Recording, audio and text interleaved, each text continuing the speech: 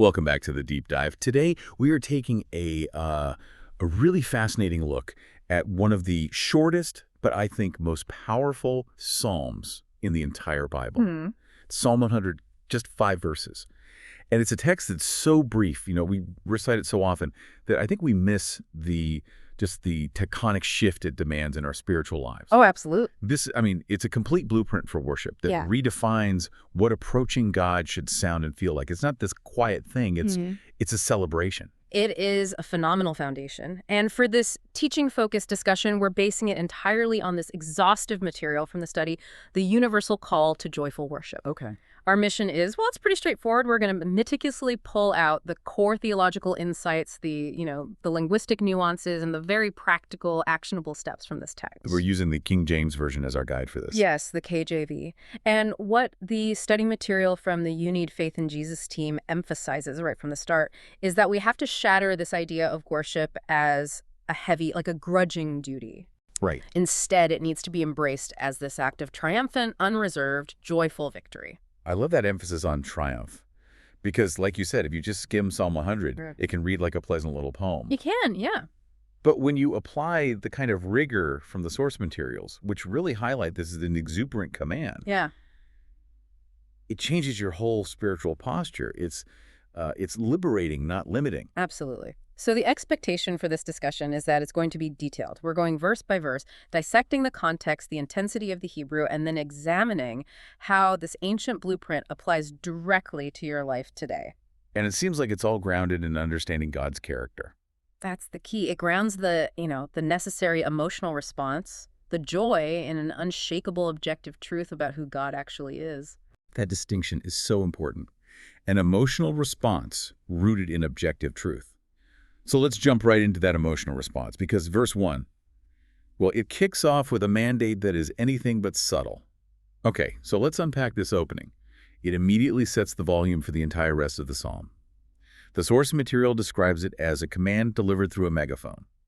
Chuckles. That's a good way to put it. Here's the full text of the first verse. It says, "Make a joyful noise unto the Lord, all ye lands." That's Psalm 100, verse 1.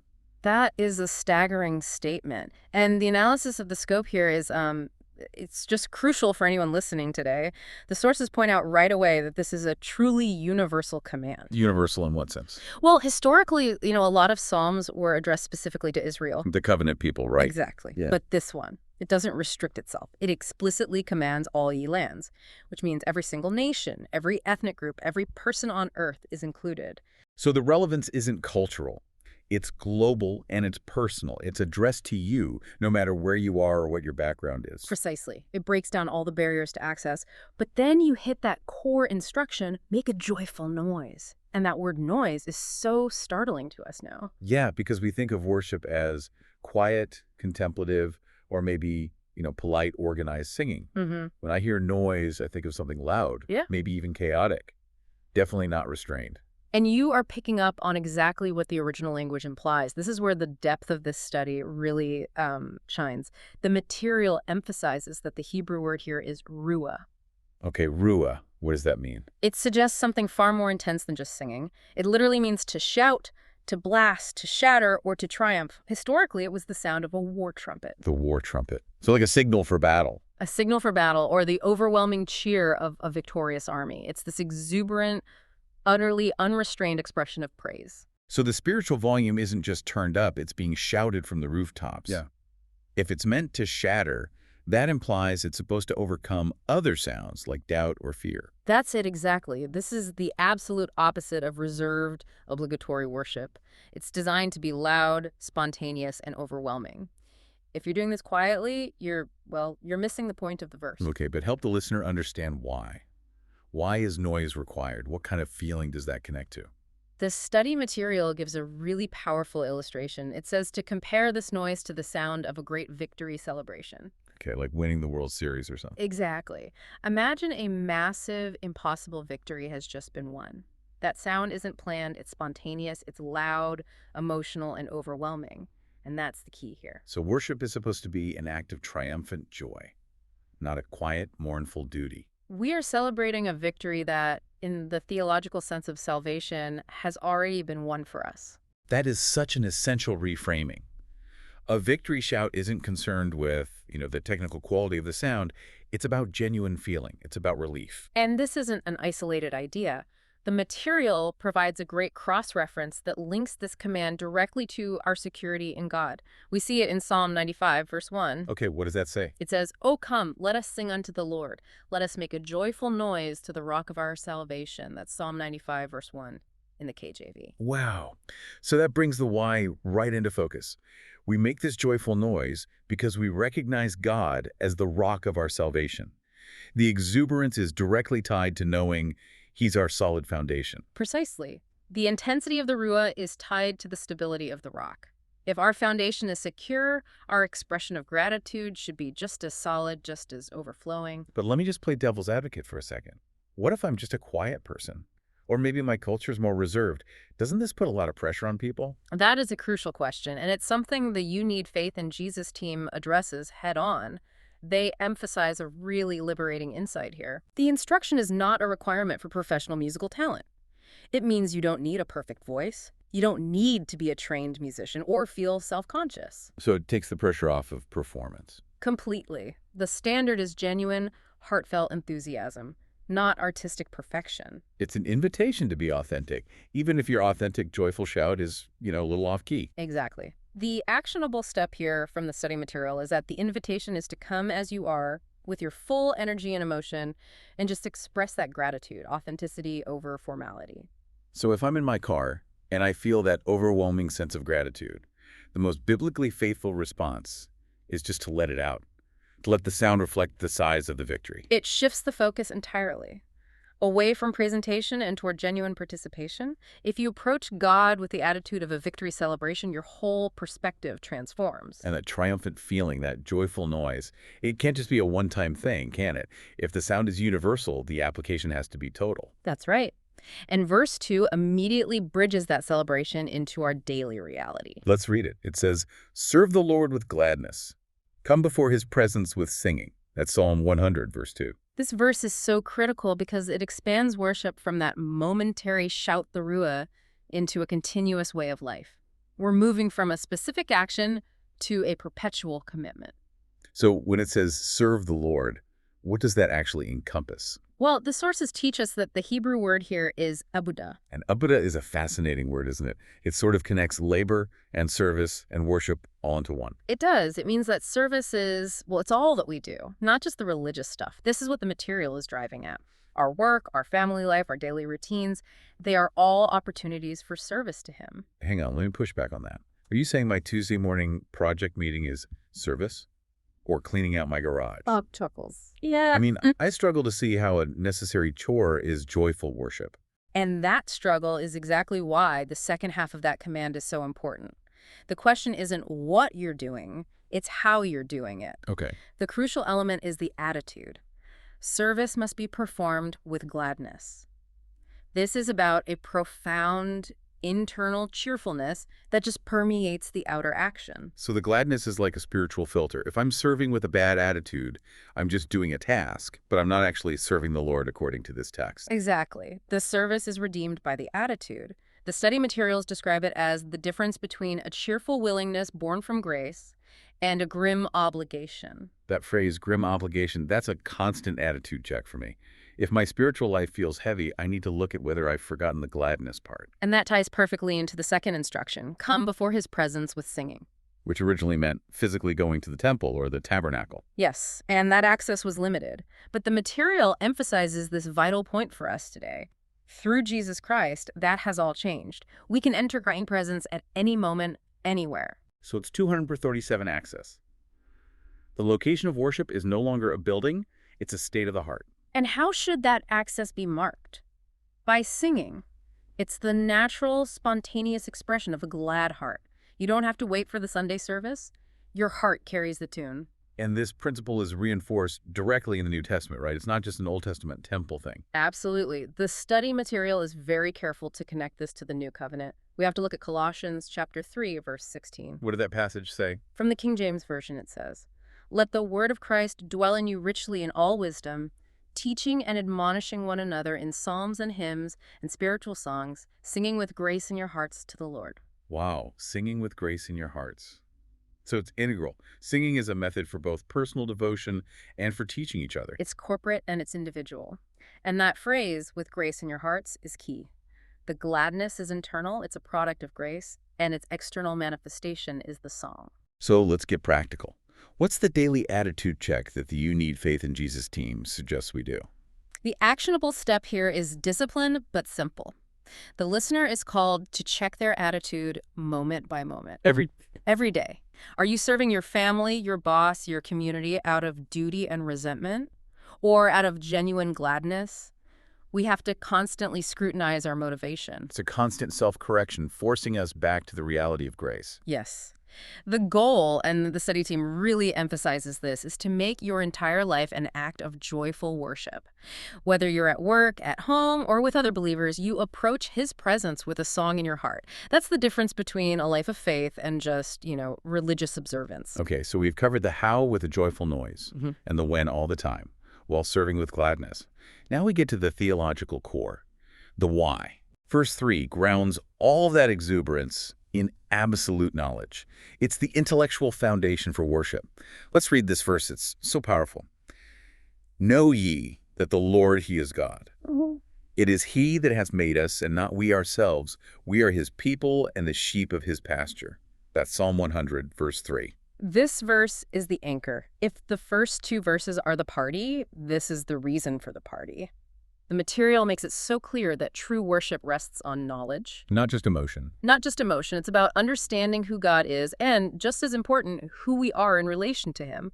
The emotion without this intellectual bedrock is just, shallow. This verse is the rock that supports the noise. So the command is to know.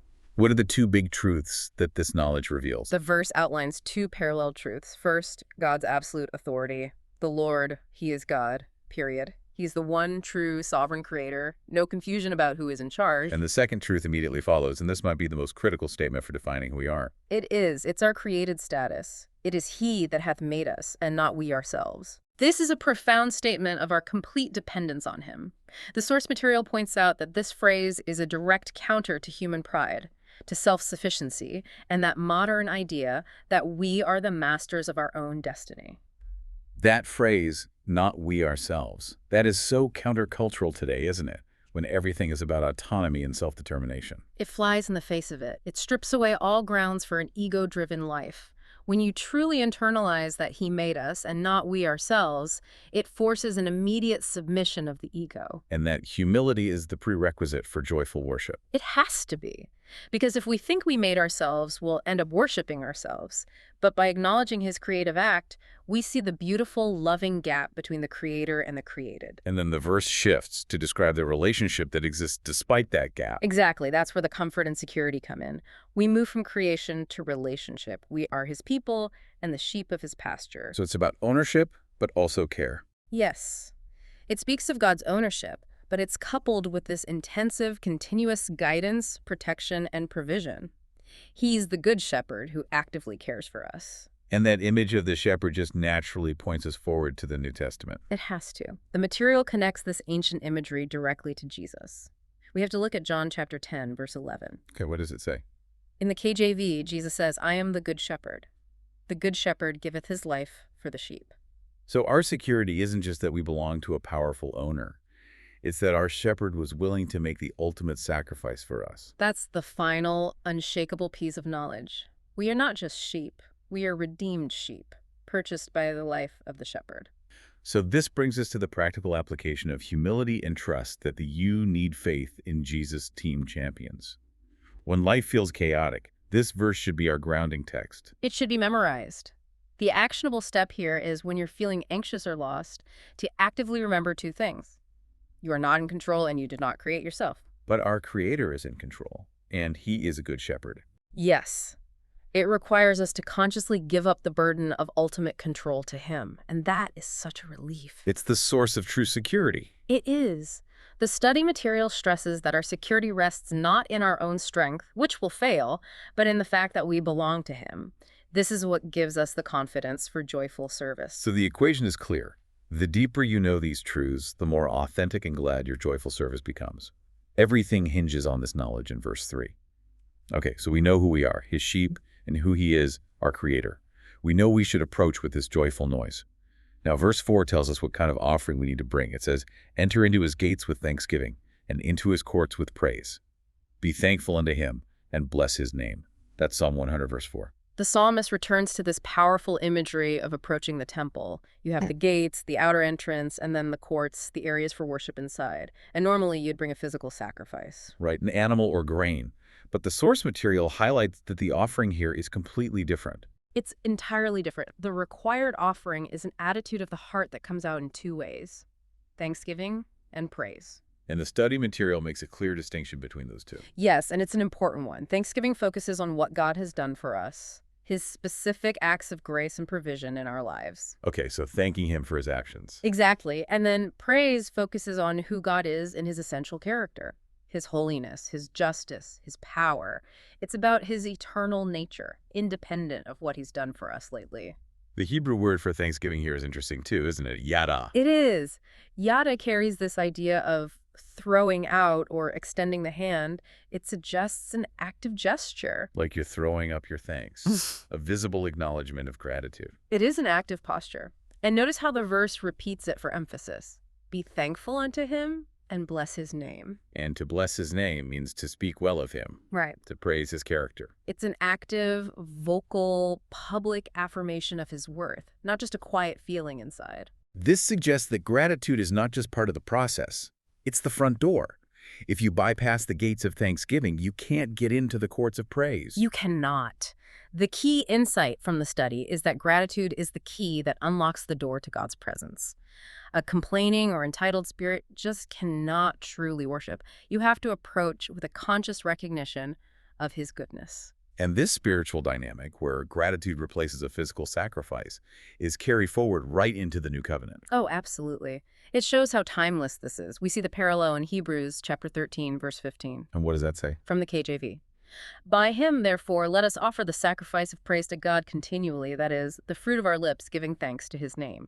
The sacrifice of praise. That's such a powerful phrase. It implies that sometimes praise is hard. We have to sacrifice our worries or our self-pity to offer genuine thanks. It is the sacrifice of our negative focus. And through Jesus, by him, we have constant access, and our required response is this continual sacrifice of praise. So, on a practical level, how do we cultivate this attitude? It feels like it needs to be a conscious habit. It has to be. And the study material from the You Need Faith in Jesus team gives some really practical advice here. The actionable step is to make gratitude a deliberate, conscious practice. Don't just wait for the feeling to show up. Exactly. You have to actively cultivate thankful thoughts. And the specific advice is to deliberately start your prayers not with a list of needs, But with a list of blessings. yes, with a list of blessings and acts of thanks. We so often approach God for what we need in the future when we should first approach him as the source of our current abundance. It's an internal reprogramming, shifting from petition to thanksgiving first. That's a small change with a huge payoff. So we've been commanded to make noise, to serve with gladness, to know who we are, and to offer thanks. Now we get the big why. Verse 5 ties the whole thing together. It gives us the ultimate, unchanging foundation. Let's hear it. It says, "For the Lord is good, his mercy is everlasting, and his truth endureth to all generations." Psalm 100, verse 5. This is the anchor for the soul, isn't it? It's the crescendo. The sources emphasize that these three things are the ultimate reasons for everything that came before. All the noise, the service, the gratitude. It's all founded on the solid rock of God's eternal character. Not on our temporary circumstances or feelings. Exactly. Our actions have to be rooted in his immutable being. Okay, let's take some time with each of these three pillars. First, the Lord is good. What does that mean here? It means his goodness is not a conditional trait. It is who he is. His nature is fundamentally and perfectly good. There's no shadow, no mixed motive in his character. And that's the bedrock of trust. It has to be. If he weren't fundamentally good, praise would come from fear. But because he is good, joy is the only appropriate response. Then pillar 2, which addresses our constant need as human beings. His mercy is everlasting. This is so vital. The term for mercy here is often isat, which means covenant loyalty or steadfast love. It's his unfailing compassion towards sinful people. And the key word is everlasting. Yes. The study materials highlight that his ISIT is a resource that can never be used up. It is perpetually available no matter how much we fail. That promise is what sustains the joyful service. If mercy could run out, we'd live in constant fear. Exactly. But because it is everlasting, our service is based on grace. We live without fear of abandonment. And finally, pillar 3, which is the basis for all our security. His truth endureth to all generations. This speaks to his absolute faithfulness, the reliability of his promises, the eternal validity of his word. It means what was true for Abraham and Moses and David is just as true for you listening today. And it will be true for every generation to come. His word is eternally reliable. We can anchor our lives to his enduring truth, not to, fleeting trends or human philosophies. And this theme of daily faithfulness is echoed elsewhere in Scripture. It's confirmed so beautifully. The material brings us to Lamentations chapter 3, verses 22 and 23. What do those verses say? From the King James Version. It is of the Lord's mercies that we are not consumed, because his compassions fail not. They are new every morning. Great is thy faithfulness. They are new every morning. That is such a vital connection. It links the everlasting mercy of Psalm 100 to our immediate daily experience. It connects the eternal truth to the practical daily provision. For the believer today, Psalm 100, verse 5, is an absolute existential anchor. So if these truths are so certain, why do we still struggle with joy sometimes? Why does worship feel hard? That's the core conflict. The study material says it's the distance between knowing these truths intellectually and applying them in the middle of our suffering. Joy in worship isn't the absence of trouble. It's the confident response to the trouble. Exactly, based on the certainty of God's character. When we struggle with joy, it's usually because we've let our temporary circumstances overshadow the everlasting truth. Which leads right into that final practical application, confidence in change, from the You Need Faith in Jesus team. The actionable step here is essential for modern life. In a world of uncertainty, the listener has to consciously stand firm on these 3 pillars. God is good, his mercy will never fail, and his word is forever true. That is your stability. And that knowledge gives us the confidence to maintain that joyful posture, even when things are dark. Exactly. The You Need Faith in Jesus team highlights that this knowledge gives us the confidence to worship with joy no matter what, because he who has been faithful in the past will be faithful to the end. Our praise isn't based on feeling good. It's based on the objective fact of his character. What an incredible framework. It really transforms this simple psalm into a profound spiritual practice. This has been such a rich, deep dive into the blueprint for joyful living right here in Psalm 100. Let's just quickly recap the journey. We started with verse 1, that universal call to make a joyful, victorious shout, the ruah, to every single person, is the liberation of authentic expression. Then in verse 2, we saw the demand for total integration. Serving the Lord not out of duty, but with gladness, the abuda, so that our entire lives become joyful service. Then verse 3, the foundation. Worship is grounded in knowledge. Knowing that the Lord is God, he made us, and we are his cherished people and protected sheep. That's our security. In verse 4, we learned the required offering.